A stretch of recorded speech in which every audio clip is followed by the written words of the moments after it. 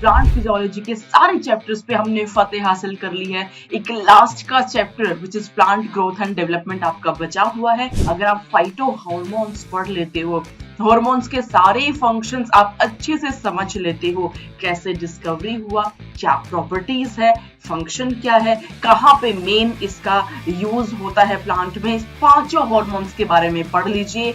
90% of the time question आपका यहीं से आता है। First and foremost thing is what is growth. So growth बच्चे is an irreversible permanent increase in the size in case of living organisms we are talking.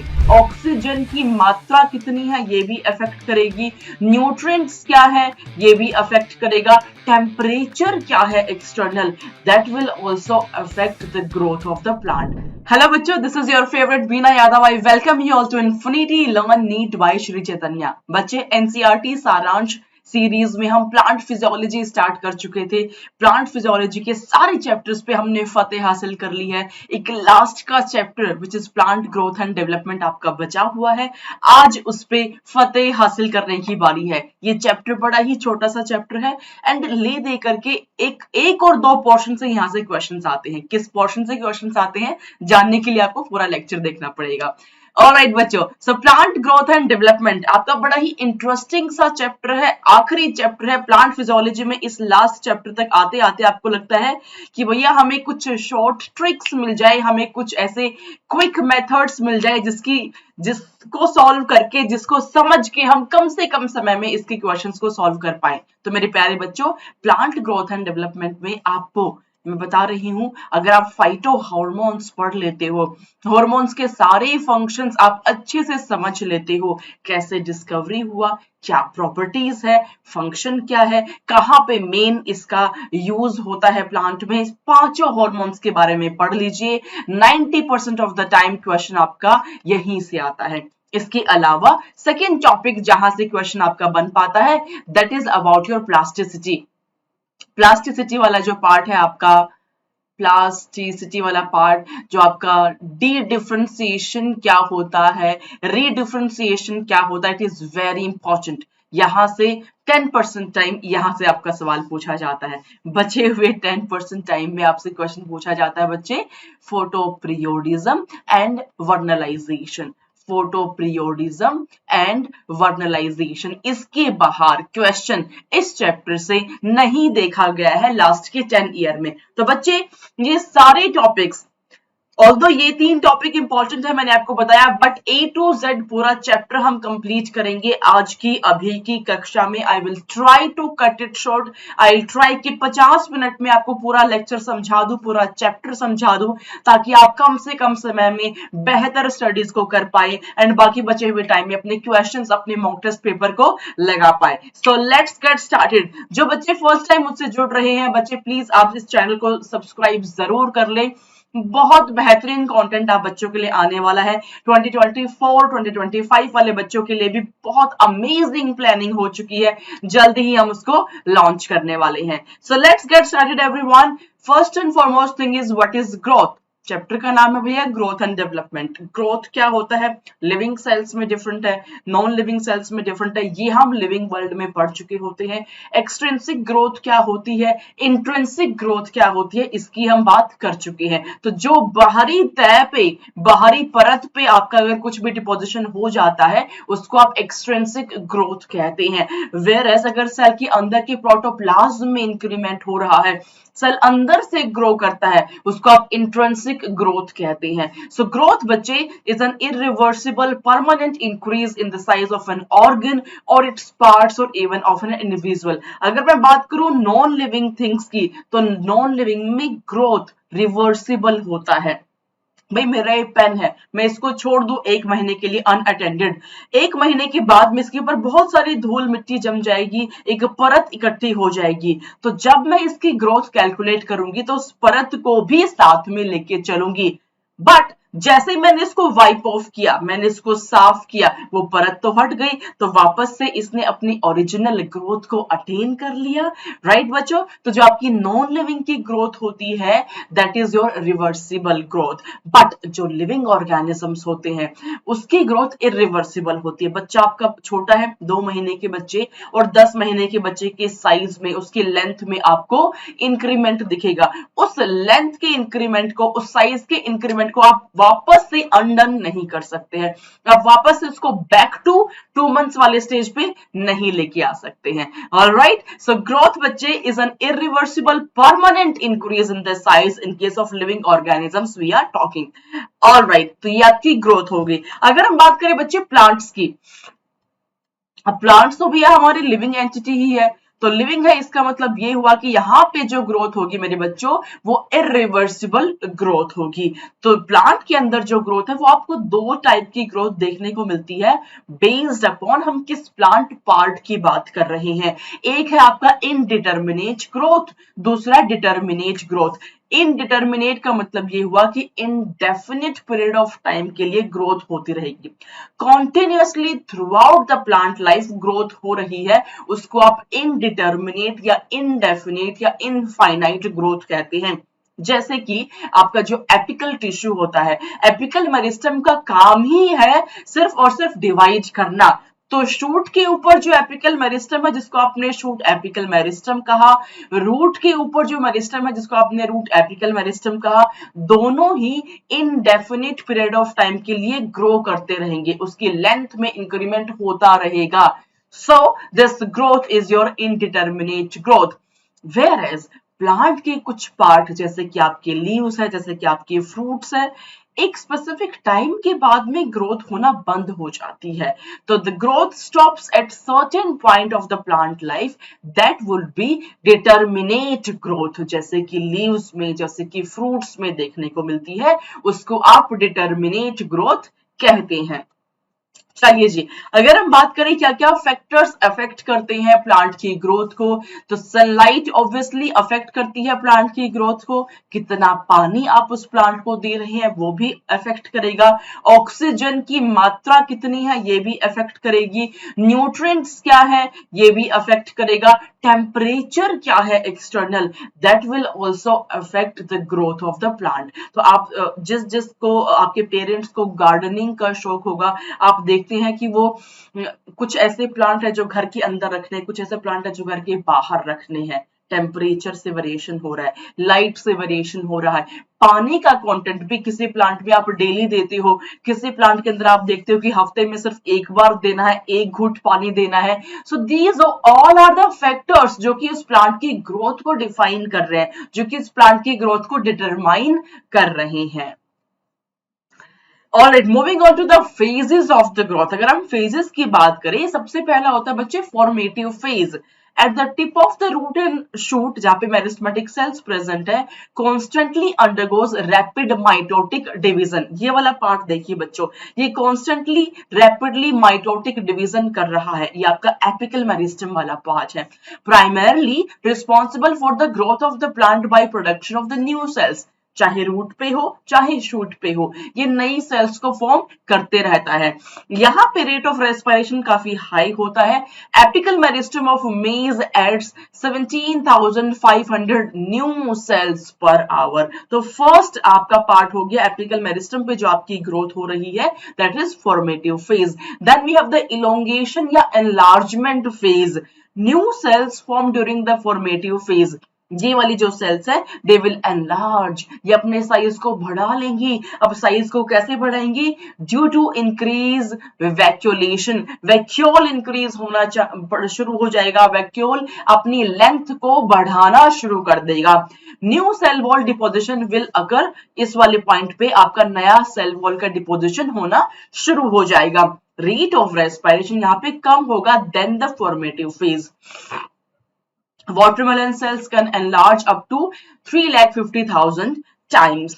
Moving on to the last phase, which is maturation phase, जो कि आपका यहाँ पे present है. In this phase, the cells will lose the ability to divide and they will gain a permanent function. मैं जो apical वाले part पे थी वो डिवाइड कर रही थी सिर्फ और सिर्फ, ये वाली सेल्स जो थी इलोंगेट हो गई थी. जो सेल्स आपकी मैच्योरेशन फेज में प्रेजेंट है वो सेल्स अपने डिवाइड करने की एबिलिटी की, डिवाइड करने की क्षमता को लूज कर चुकी है और एक परमानेंट फंक्शन को गेन कर चुकी है. Structural and physiological differentiation will occur. यहाँ पे no new cells are form, नई सेल्स यहाँ पे फॉर्म नहीं होंगी. सेल वॉल थिकनिंग होना शुरू हो जाएगी. Example deposition of cutin, suberin in cork cells and loss of nucleus in sieve tube cells. तो ये आपके 3 फेज होते हैं. बात करते हैं कि ग्रोथ के मेजरमेंट की. क्या आप इस ग्रोथ को मेजर कर सकते हो?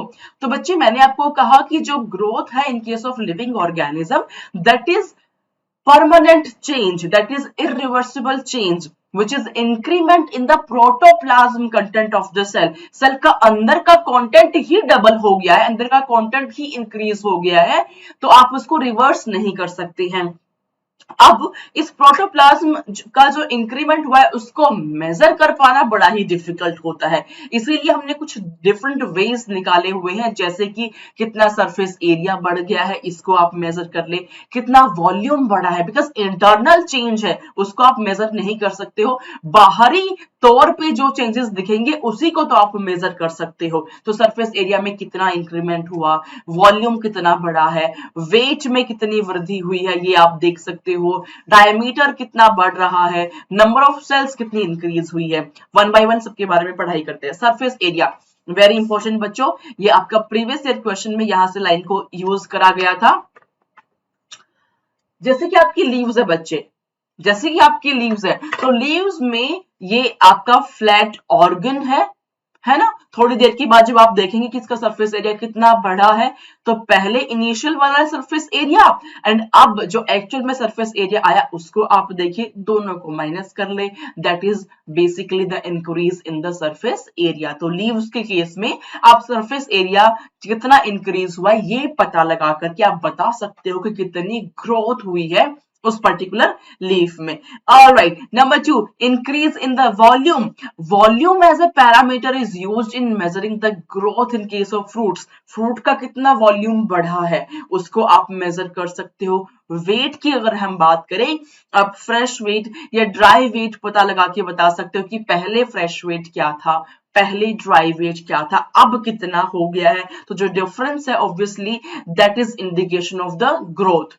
Number 4, increase in the diameter used for globular and cylindrical organs. Example fruits, tree trunks के लिए आप diameter. Secondary growth से पहले diameter कुछ है, secondary growth के बाद diameter कुछ ज्यादा हो चुका है, तो कितना difference आया diameter में, that is indicative of the actual growth that has happened. Number 5, increase in the number of cells.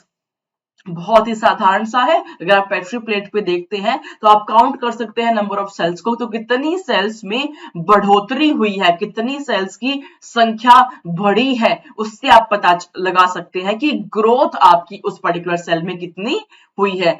Algae में, प्लांट सेल में आप इसको पता लगा सकते हैं. Moving on to the growth in terms of numbers. अगर हम नंबर्स की बात करें बच्चे, तो ग्रोथ आपकी 2 तरीके से आप फाइंड आउट कर सकते हैं. One is arithmetic growth, second is geometric growth. इन दोनों पे बेस्ड क्वेश्चन किस टाइप से आता है, पहली बात तो अपने जहन से निकाल दो कि आपसे मैथमेटिकल क्वेश्चन यहां से पूछा जाएगा. जिसके भी दिमाग में ये सवाल आ रहा हो कि मैम क्या हमारे को इनिशियल ग्रोथ दे करके फाइनल ग्रोथ पूछ ली जाएगी, तो answer is no.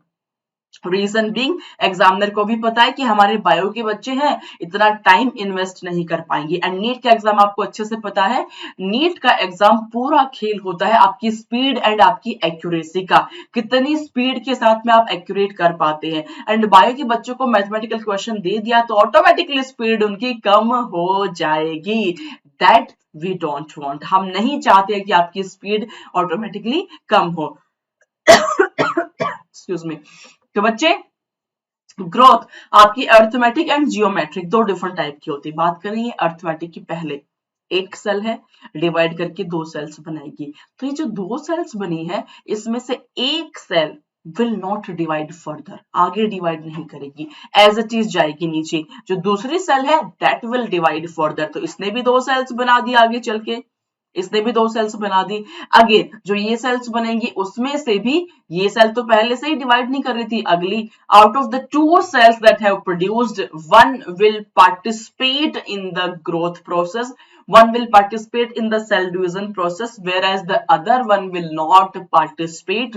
That is your arithmetic growth, as simple as that. Mathematically अगर आप देखें तो आपकी एनसीईआरटी में इसको L T equals to R T plus L zero लिखा है, वन एंड सेम थिंग, कोई प्रॉब्लम नहीं है। यहाँ पे हमने एल को जी माने ग्रोथ से रिप्लेस कर दिया है। बात एक ही, घबराना बिल्कुल नहीं है कि अरे मैम आपने तो कुछ अलग ही फॉर्मूला रख दिया, हम तो एनसीईआरटी के फॉर्मूले से ही परेशान थे, आपने अपना ही नया फॉर्मूला यहाँ पे ऐड कर दिया है। तो मेरे प्यारे बच्चे यहाँ पे मैं ग्रोथ को मेजर कर रही हूँ इन terms of length, that's why NCERT ने आपको यहाँ पे एल माने लेंथ को लिखा हुआ है।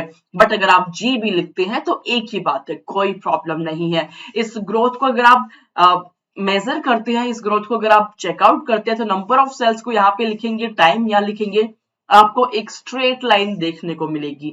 ठीक है बच्चे, so G T equals to R T by plus G zero या एल जीरो इज लेंथ और growth at time zero.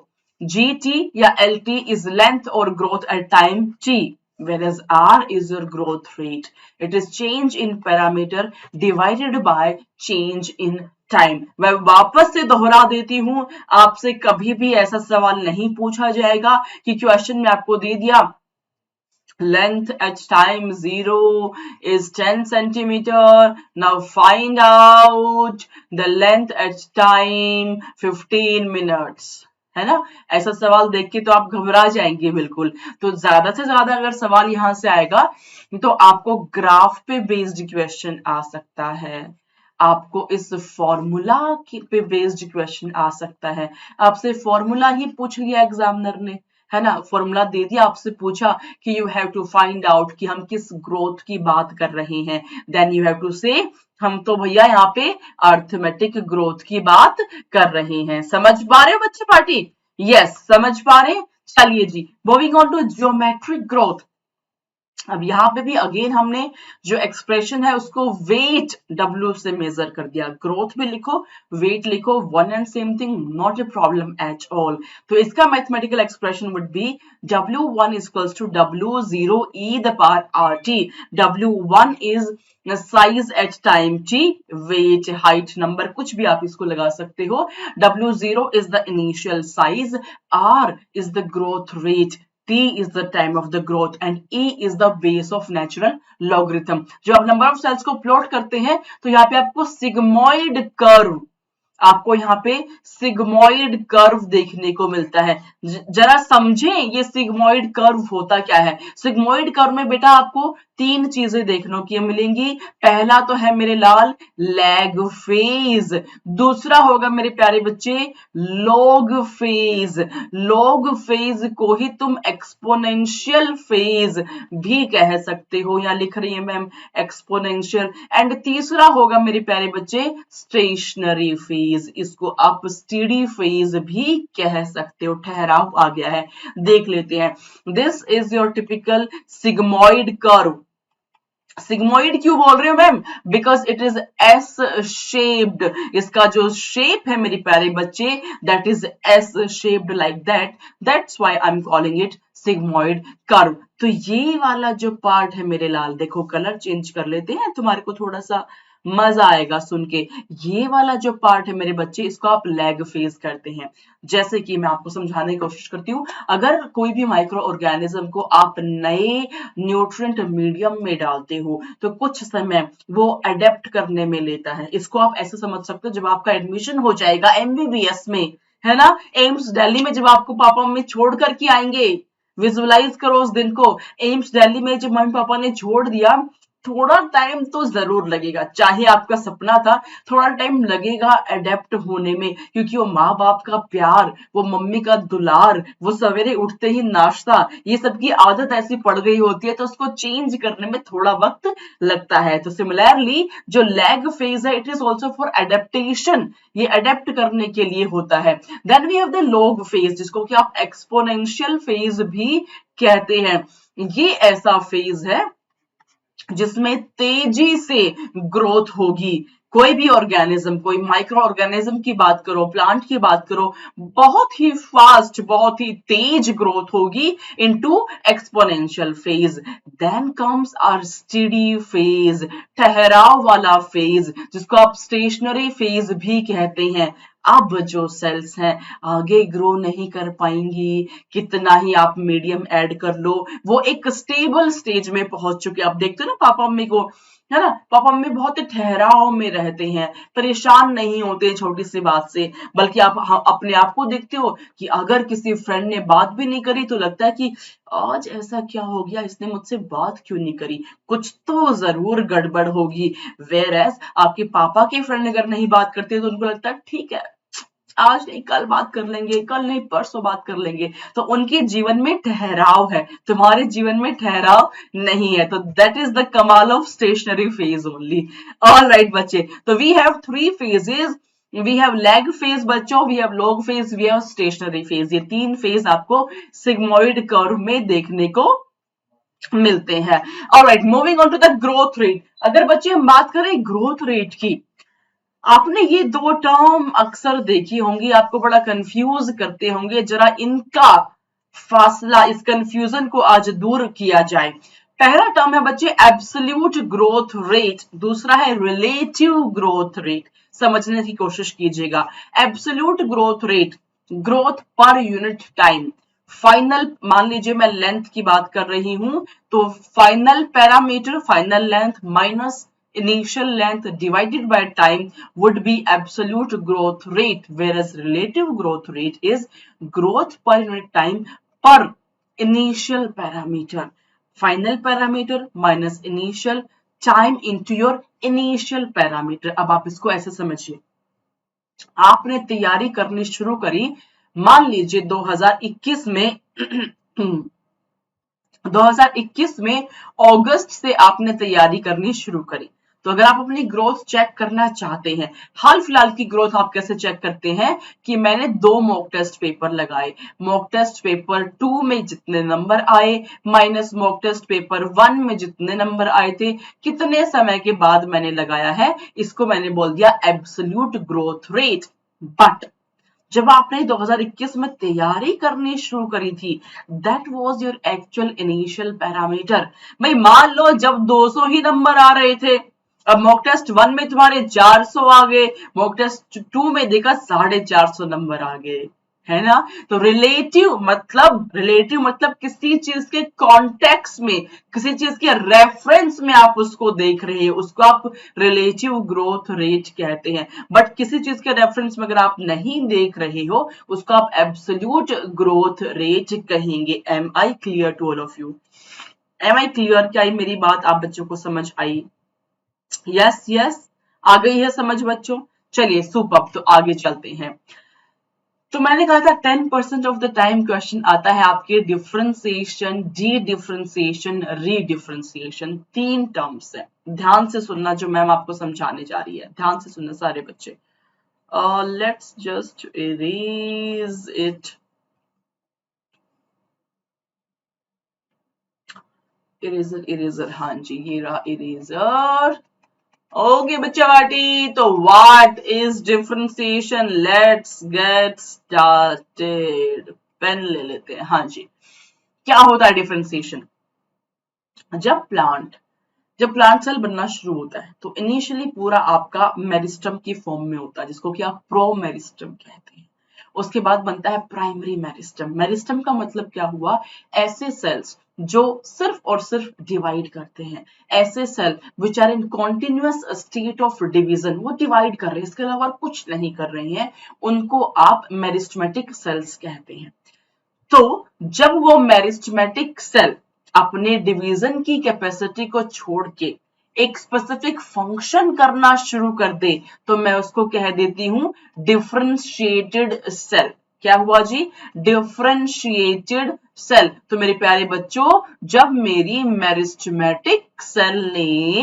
Meristematic cell ने डिवाइड करना छोड़ के एक परमानेंट फंक्शन परफॉर्म करना शुरू कर दिया, उसको मैंने बोल दिया differentiated cell.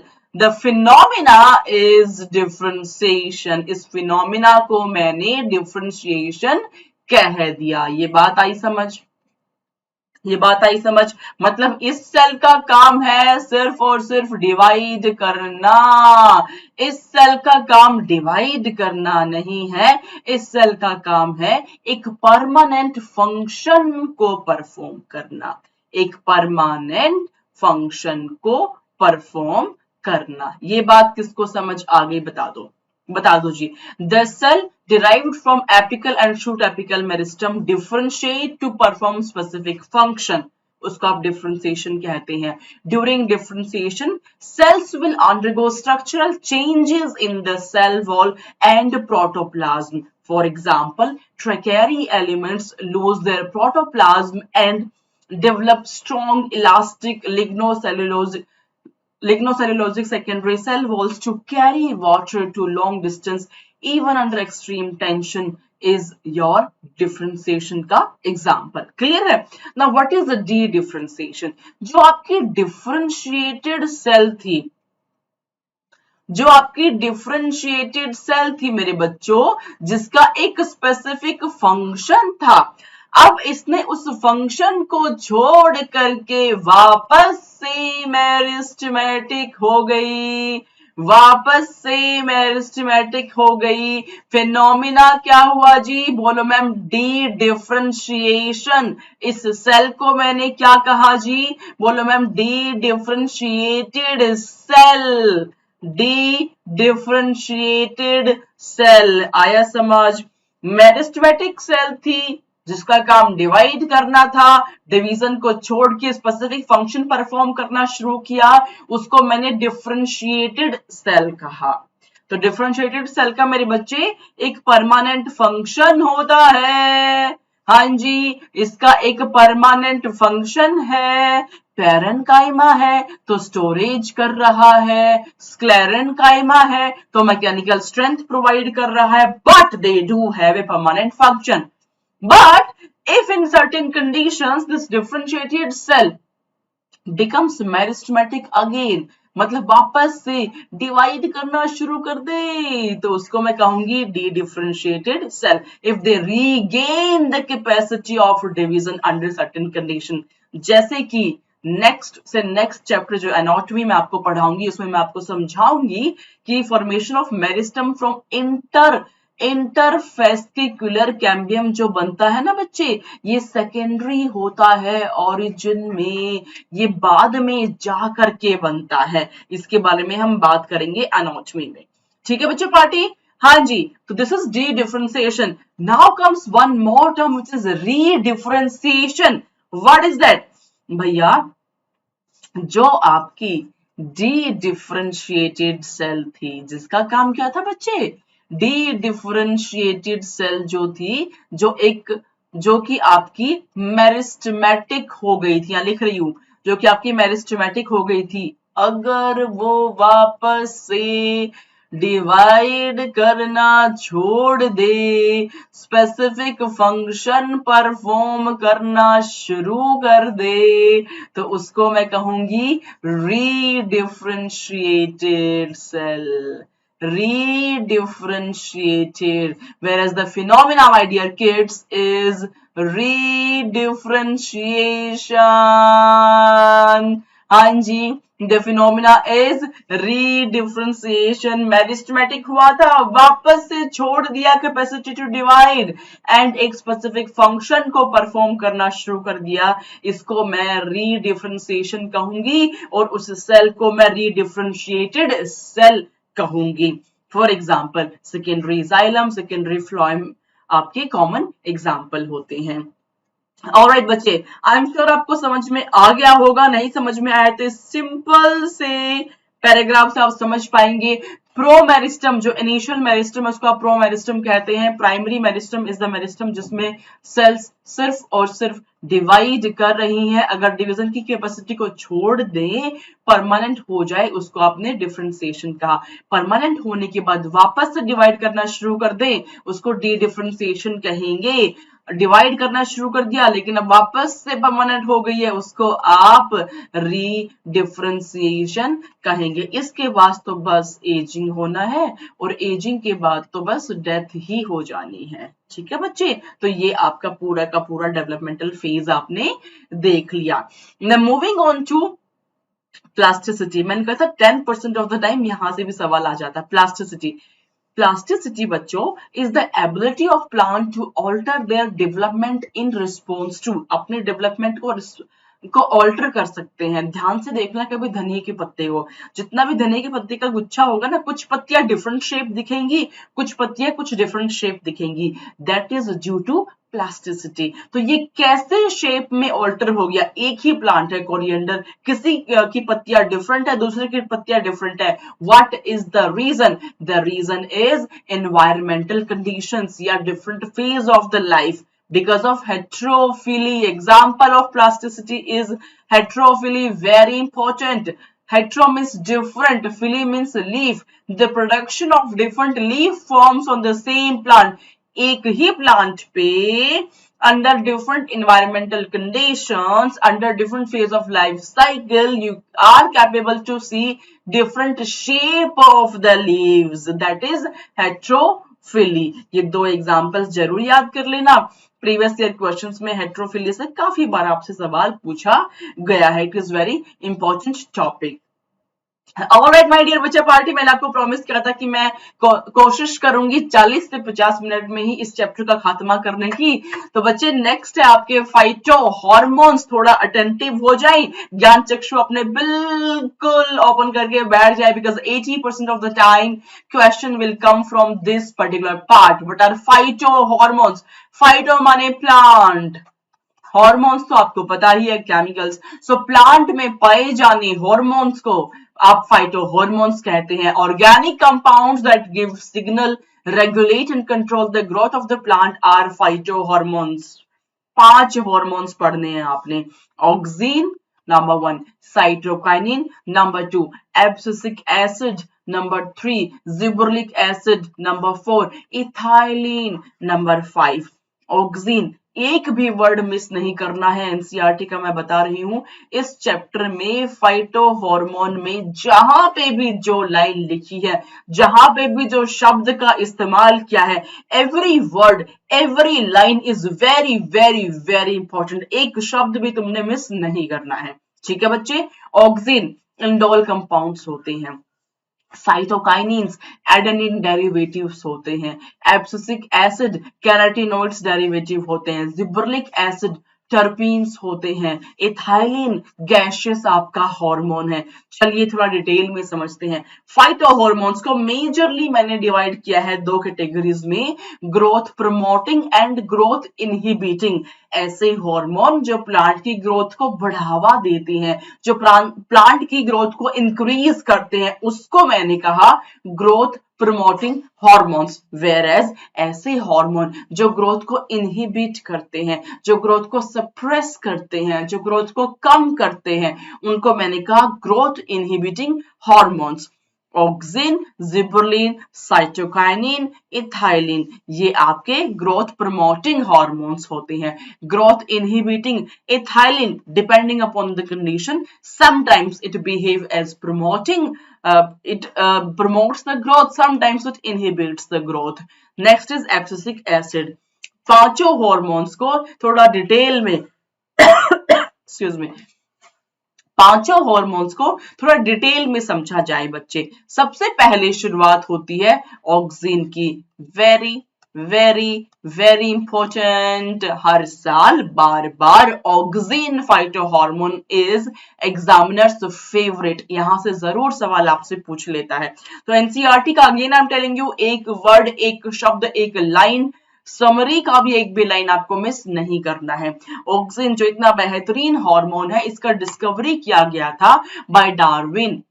Charles Darwin and Francis Darwin they perform experiment using canary grass. इन्होंने क्या देखा कि ये जो अप वाला जो टिप वाला पार्ट है, टिप ऑफ कोटाइल, ये एक लाइट की तरफ मूव कर रहा है। जो आप टिप को कट कर देते हो तो मूवमेंट नहीं दिख रही है, टिप प्रेजेंट है तो मूवमेंट दिख रही है। तो कुछ तो ऐसा उस टिप में प्रेजेंट है which is causing the movement of that canary grass. ठीक है, तो जो कोलेप्टाइल टिप है, from the experiment carried on canary grass, Darwin conducted that they concluded that the tip of the coleoptile contains some sort of signal that sense the light। उसमें कुछ तो signal है जो कि लाइट को sense कर रहा है, जिसके इम्पैक्ट में उसकी बेंडिंग हो रही है towards the light.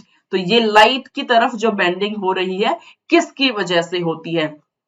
The signal is responsible for elongation of cells which further cause bending of the coleoptile, जो कि इसकी coleoptile की bending के लिए responsible होता है। इसके अलावा W. Wenzel ने परफॉर्म किया this experiment using oats plant। जो oats आप खाते हो ना, हाई फाइबर कंटेंट जिसमें होता है, वेरी हाई फाइबर कंटेंट पाया जाता है आपके ओट्स में। इस ओट्स में भी इस एक्सपेरिमेंट को किया गया, जिसको कि एवेना कर्वेचर टेस्ट भी बोला गया। सेम थिंग पाई गई, bending of plant was observed. ठीक है, सेम चीज वहां पे भी पाई गई। नेक्स्ट इज ऑक्सीजन आपका नेचुरली भी पाया जाता है एंड आप इसको सिंथेसाइज भी कर सकते हो, सिंथेटिक ऑक्सीजन भी आप बना सकते हो। ये जो स्लाइड है it is MCQ alert of NCERT. यहां से आते हैं सवाल, यहां से आते हैं आपके क्वेश्चंस भर भर भर के। Natural oxygen number 1 indole 3 acetic acid. मेरे साथ सारे बच्चे चैट में लिखेंगे, indole 3 acetic acid is natural oxygen. Indole 3 butyric acid is again natural oxygen. 4 chloro indole 3 acetic acid is your natural oxygen. बात करें सिंथेटिक ऑक्सीजन की, naphthalene acetic acid is synthetic. 2,4-dichlorophenoxy acetic acid is synthetic. 2,4,5 trichlorophenoxy acetic acid is also your synthetic oxygen। तो ये आपके natural है जो nature में exist करते हैं, ये आपके सिंथेटिक हो गए। Moving on to the developmental effect, auxin hormone root को इनिशिएट करता है, फ्लावर फॉर्मेशन को इनिशिएट करता है, पार्थिनोकार्पी में भी योगदान ये देता है, प्रिवेंशन ऑफ एब्सेशन में भी इसका मेन फंक्शन होता है। Apical dominance very important. क्या होता है बच्चे एपिकल डोमिनेंस? आपने देखा होगा नीचे जहां पे पार्क है, जहां घूमने आप जाते हो, तो जो माली होता है वो कैंची से एपिक्स को काटता हुआ चल रहा होता है ना, प्लांट्स के ऊपर के टिप को वो काटता हुआ जा रहा होता है। आपके जहन में सवाल आया होगा कि यार ये सिर्फ जब देखो तब हर महीने आता है और टिप्स को काट के चला जाता है, ऐसा क्या इसने जीवन में उखाड़ लिया, ऐसा क्या ये अलग सा करने लग रहा है? तो बच्चे टिप्स बेसिकली टिप्स पे आपका ऑक्सीजन प्रेजेंट है एंड जब आपकी टिप्स पे ऑक्सीजन प्रेजेंट है तो वो लेटरल ग्रोथ को नहीं होने दे रहा है। This phenomena of termination of lateral growth is apical dominance. Apex dominate कर रहा है। तो अगर हम चाहते हैं कि हमारा प्लांट लेटरल साइड से ग्रो करे, बुशी अपीयरेंस आए, तो हम उसके टिप्स को कट करना शुरू कर देते हैं। That's what your gardener, that's what your माली डज। ठीक है, तो this is your apical dominance. Next is feminizing effect भी देता है, सेल डिवीजन, सेल्स को एनलार्ज करने में भी मेन फंक्शन प्ले करता है। कल चलते हैं जी नेक्स्ट हार्मोन पे which is gibberellins. More than 100 gibberellins report किए गए हैं, जिसको आप GA1, GA2, GA3 and so on so fourth से डिनोट करते हैं। जो जिबरलिन A3 है, जिबरलिक एसिड, ये सबसे पहले फाइंड आउट किया गया था। ये फर्स्ट जिबरलिन है to be discovered. General characters की अगर आप बात करेंगे तो सारे के सारे जिबरलिक एसिड्स एसिडिक होंगे, तभी तो आपने इसको एसिड कहा, जिबरलिक एसिड। एसिड, ठीक है, एसिडिक है। ट्रांसपोर्टेड आइदर थ्रू जाइलम और phloem, they are formed in the plastids. आपके प्लास्टिड्स में जिबरलिन्स फॉर्म होते हैं। मेन कहानी आती है आपके फंक्शंस की, जहां से कि आपके क्वेश्चन आते हैं। तो अगर हम बात करें फंक्शंस की, it stimulates stem growth, it promotes seed germination, it breaks bud dormancy. Dormancy क्या होती है? समटाइम्स आपका सीड डोरमेंट हो जाता है, मतलब that seed is unable to germinate. Germinate ही नहीं होगा तो प्लांट नहीं बन पाएगा, तो वही सीड की फॉर्म में ही पड़ा रहेगा। तो उस डोरमेंसी को ब्रेक करने के लिए, जर्मिनेशन को इंड्यूस करने के लिए, प्रमोट करने के लिए we have gibberellins. Next is delay senescence. Senescence means aging का प्रोसेस, तो बुढ़ापे से भी बचाता है आपका जिबरलिन अपने प्लांट को। इसके यूजेस की अगर हम बात करें कहां कहां से हमें फायदा हो सकता है, तो जो ग्रेप्स होते हैं, जो अंगूर आप खाते हो, उसकी लेंथ को इंक्रीज करने में, उसकी स्टॉक की लेंथ को इंक्रीज करने में यूज किया जाता है। इंक्रीज लेंथ ऑफ स्टेम दस increasing yield of that plant. जैसे कि शुगर केन है, गन्ने का सीजन आ गया, सब बच्चे गन्ने का जूस पी रहे होंगे या फिर गन्ना चबा के खा रहे होंगे।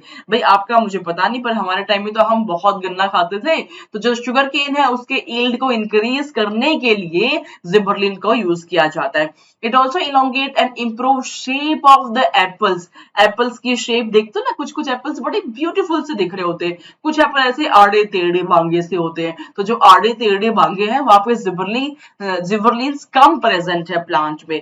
बट अगर जहां पे परफेक्ट सी शेप आई हुई है, देख के लग रहा है कि देखते रहो, खाना तो दूर की बात, तो वहां पे अबंडेंस में जिबरलिक एसिड प्रेजेंट है। Next is speed up malting process in brewing industries. Next is spraying juvenile conifers with GAs hastens. The maturity period को भी हेस्टन करने में इसको यूज किया जाता है। चलिए जी, चलते हैं नेक्स्ट पे। Next phyto hormone which is cytokinin. Cytokinesis जो कि सेल डिवीजन होता है, वहां से इस वर्ड को लिया गया है। Cytokinin along with the auxin it promotes cell division। दोनों मिलकर के सेल डिवीजन को प्रमोट कर रहे होते हैं, इसीलिए इसका नाम साइटोकाइनिन पड़ा है। ये नेचुरल सब्सटेंस है विद जिएटिन। अगर हम बात करें बच्चे एग्जांपल्स की, सो थाइडायाजुरोन, बेंजाइल एडेनिन, ये दोनों आपके साइटोकाइनिन के एग्जांपल है। Transported through xylem elements, for example root apex, developing shoot, buds, young fruits में साइटोकाइनिन आपको देखने को मिलता है। Functions which is very important, which is previous year question जहां से आए हैं, जो कि आपके एमसीक्यू अलर्ट है। देख लेते हैं क्या क्या फंक्शन है। Regulates cell division, cell division को रेगुलेट करता है अलोंग विद द ऑक्सिन, ये हम बात कर सकते हैं। तो auxin versus cytokinin ratio define करता है, डिटरमाइन करता है कि इस प्लांट की ग्रोथ कैसी होगी। Number 2, modifies apical dominance and promotes lateral growth। मैंने कहा था एपिक से काटना पड़ रहा है, तो साइटोकाइनिन क्या करता है? मॉडिफाई करता है एपिकल डोमिनेंस को एंड प्रमोट करता है लेटरल ग्रोथ को। नंबर 3, डिले सेनेसेंस, एजिंग को भी डिले करता है। प्रमोट्स न्यूट्रिएंट मोबिलाइजेशन, न्यूट्रिएंट्स जो मोबिलाइज हो रहे हैं दूसरे पार्ट्स में उसको प्रमोट कर रहा है। प्रमोट्स क्लोरोप्लास्ट डेवलपमेंट, जो कि अनिवार्य है प्लांट के लिए। भाई प्लांट बिना क्लोरोप्लास्ट के तो अधूरा ही है ना, जब तक अपना फूड स्वयं सिंथेसाइज नहीं कर पा रहा। हम में और प्लांट में डिफरेंस ही क्या है? बशर्ते वो फिक्स है, हम चल फिर पाते हैं, है ना। तो chloroplast is the only thing which makes the major difference among us, कि हम अपना खाना खुद नहीं बना पाते एंड प्लांट इजिली बना सकते हैं thanks to chloroplast. Number 6, it helps produce new leaves and adventitious shoots को, नए एडवेंटिशियस शूट्स, नए लीव्स को बनाने में भी हेल्प करता है। चलिए जी, चलते हैं नेक्स्ट फाइटो हार्मोन पे विच इज इथाइलिन। सड़े हुए संतरे के पास में हेल्दी संतरे पड़े हुए हैं, थोड़ी देर में देखा कि सड़े हुए ने इसको भी सड़ा हुआ बना दिया है ना। वो कहते हैं ना कि पपीते को देखे पपीता रंग बदलता है, पपीता नहीं, खरबूजे को देखे खरबूजा रंग बदलता है, कहते हैं ना ऐसा, है ना। तो इसका मतलब क्या हुआ? अगर खरबूजा तुम्हारा सड़ा हुआ है तो हेल्दी खरबूजा भी सड़ जाएगा thanks to ethylene. So ethylene is your plant hormone that is responsible for the ripening of many fruits। बहुत सारे फ्रूट्स को राइप करने के लिए, पकाने के लिए आवश्यकता होती है एक गैसियस हार्मोन की, जिसको कि आप इथाइलिन कहते हैं। चलिए जी, इफेक्ट की अगर हम बात करें तो ये सीड डोरमेंसी को ब्रेक करने योग्य होता है, जर्मिनेशन इनिशिएट करता है, हॉरिजॉन्टल ग्रोथ ऑफ सीडलिंग में भी ये पार्टिसिपेट करता है, स्वेलिंग ऑफ एम्ब्रियोनिक एक्सिस कराता है, एपिकल हुक फॉर्मेशन जो डाइकोट सीड में होता है that is also due to presence of ethylene hormone. देखो कितना सुंदर डायग्राम है, सी लाइफ कैसे ओरिजिनेट होती है ये आप देख पा रहे हो इस डायग्राम से। सो ब्यूटीफुल डायग्राम, कैसे सॉइल से आपका सीडलिंग निकल करके बाहर आ रहा है, so beautiful, it's very beautiful. चलिए इफेक्ट ऑन द शूट हम बात करते हैं। It breaks bud dormancy, sprouting of potato tubers, internode petiole elongation in deep water rice plant is also the effect of ethylene। Roots की अगर हम बात करें तो रूट ग्रोथ को प्रमोट करता है, रूट हेयर फॉर्मेशन को प्रमोट करता है। रूट हेयर्स जितने ज्यादा होंगे उतना ही सरफेस एरिया ज्यादा होगा for what, for absorption of water and minerals. जितना सरफेस एरिया उतना ही absorption of water and minerals would be more, उतना ही ये ज्यादा अब्सॉर्ब कर पाएंगे। इफेक्ट ऑन फ्लावर्स की बात करें तो it induce flowering in pineapple, mango, it promotes female flowers in cucumber and hence increase yield, उसकी यील्ड को भी बढ़ाता है। Synchronize fruit sets in pineapple, very important line, very important line, it is MCQ alert, ठीक है जी, super. Now effect on fruits की अगर आप बात करें तो commercially used to ripen fruits after picking, आप ले लेते हो फ्रूट्स को और उसको कमर्शियली अगर आपको राइस कराना है तो इथाइलिन का उस पर स्प्रे किया जाता है। एक्टफॉन 2022 का सवाल, ethephon source of ethylene, the plant converts ethephon to ethylene and ethylene के फंक्शन में आपको डिटेल में समझा चुकी हूं। अगर इसके इफेक्ट वेरियस ऑर्गन्स पे देखें तो सेनेसेंस देख लो, कैसे प्लांट की एजिंग हो रही है, अब्सेशन मतलब किसी प्लांट पार्ट का टूट करके गिरना कहलाता है abscission, falling of leaf, falling of fruits is called as abscission, ठीक बात है जी। चले इफेक्ट ऑफ, चले नेक्स्ट पे, yes effect of abscisic acid, increase tolerance to the stress, stress के लिए टॉलरेंस को इंक्रीज करता है, जनरल प्लांट ग्रोथ इनहिबिटर है, seed development and maturation, inhibitor of plant metabolism is your abscisic acid, it promotes seed dormancy, inhibit germination, हम चाहते हैं plant germinate करे, हम चाहते हैं प्लांट डोरमेंट स्टेज में ना रहे, लेकिन abscisic acid since it is having negative effect on the plant growth, that's why it will promote seed dormancy and inhibit germination of the seed, it stimulates the closure of the stomata, stomata के closure को भी stimulate करता है, हम चाहते हैं opening रहे, ये क्लोज करेगा, ये एंटागोनिस्ट है टू जिबुलिन, जिबुलिन के जो भी फंक्शन हो सबको ये रिवर्स करने की कैपेबिलिटी रखता है। बच्चे सीड डोरमेंसी क्या होता है, मैंने आपको समझाया, सीड जो है अगर जर्मिनेट नहीं कर पा रहा है तो हमारे लिए बेकार है, जर्मिनेट करेगा तभी तो वो नया प्लांट बनाएगा, ठीक है। तो सीड डोरमेंट स्टेज में प्लांट नहीं रखना चाहता, हम चाहते हैं जर्मिनेट करके वो ग्रो करे। तो इसको ब्रेक करने के लिए बहुत सारे मेथड्स आप केमिकल यूज कर सकते हैं, हॉट वाटर यूज कर सकते हैं, विगरस शेकिंग कर सकते हैं, नाइव्स एंड सैंड पेपर को आप यूज कर सकते हैं। All right, we are done with phytohormones. Last but not the least, I just need 2 minutes of your photoperiodism topic को हम पढ़ लेते हैं, इसके बाद वर्नलाइजेशन समझा दूंगी 1 मिनट के अंदर and we are good to go.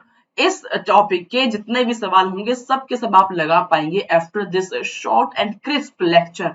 Photoperiodism, response of plant to the length of the day and night is called as photoperiodism, discover किया गार्नर एंड अलार्ड ने, ठीक है बच्चे। तो बेसिकली इन्होंने कहा फोटोपीरियडिज्म में कि जो प्लांट की फ्लावरिंग है वो डिपेंड करती है क्रिटिकल फोटो लेंथ पे। क्रिटिकल फोटो पीरियड क्या होता है पहले समझो, is the definite period of light exposure above or below which a plant does not flower, इतना मिलेगा तो ठीक है, इसके ऊपर मिले नीचे प्ले प्लांट में फ्लावरिंग नहीं होगी. So based upon that we have three different type of plant. We have short day plant, we have long day plant and we have day neutral plant. तीनों को समझते हैं. Leaves are the site of perception of photo period. पता नहीं कितनी बार इस line का इस्तेमाल किया गया है प्रीवियस ईयर क्वेश्चंस में.